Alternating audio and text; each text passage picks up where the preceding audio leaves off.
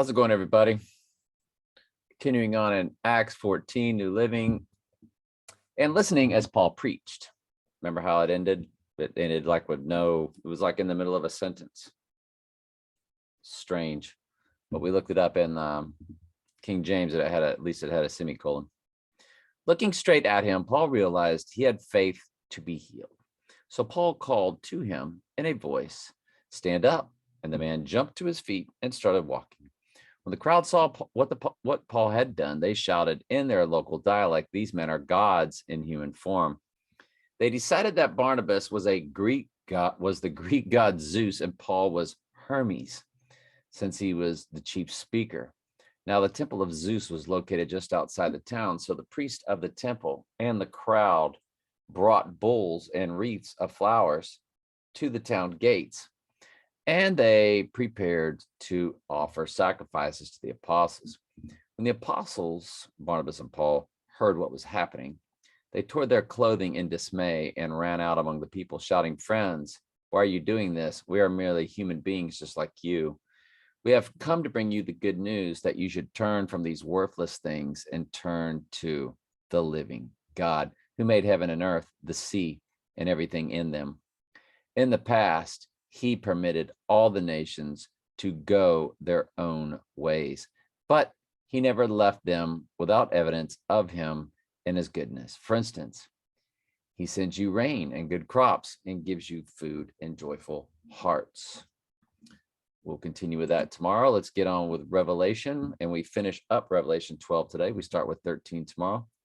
Therefore rejoice, ye heavens, and ye that dwell in them. Woe to the inhabitants of the earth and the sea, for the devil is come down unto you, having great wrath, because he knoweth that he hath but a short time. And when the dragon saw that he was cast unto the earth, he persecuted the woman which brought forth the man-child.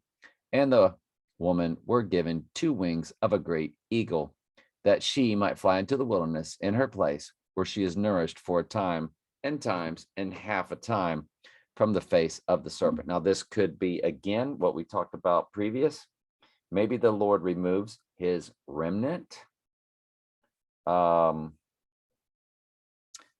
keeps them secure either during the Great Trib or during his wrath. Now, you wouldn't think it would be during the Great Trib, because he says to them which be in Judea, flee, as if they have something to really be worried about. He doesn't say to them, oh, well, you of the remnant, that which might be in Judea, don't sweat it, you'll be sealed. I want to hide you into the wilderness. So this could be during God's wrath. It's very, when it comes to timelines and timing of things, or even about this particular, when it talks about time after dividing, anytime it starts getting into something like that, it kind of loses me. And I can give you suggestions, but just take it to prayer. Let God be true and every man a liar, as they say. And the serpent cast out of his mouth water as a flood after the woman, that he might cause her to be carried away of the flood.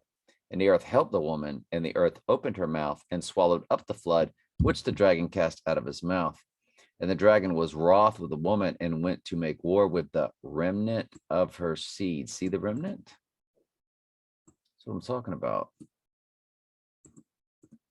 Which keep the commandments of God and have the testimony of Jesus Christ. And a flood in the book of Daniel. Does the end come like a flood? Daniel 9:26. Daniel 9:26, King James Version, Bible Gateway.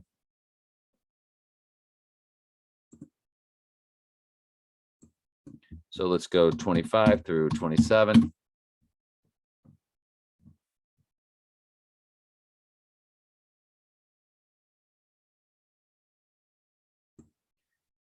So at the abomination of desolation, and the end therefore shall be with a flood, and unto the end of war and desolations are determined. So you get a flood during, oh, excuse me, during that particular time too. So it's very tough to actually figure out what is going on. It really is. Anyway, we will move into 13, where I've got a lot more knowledge on 13. We'll get into that tomorrow. Love you very much. Ask questions anytime. That's what I'm here for.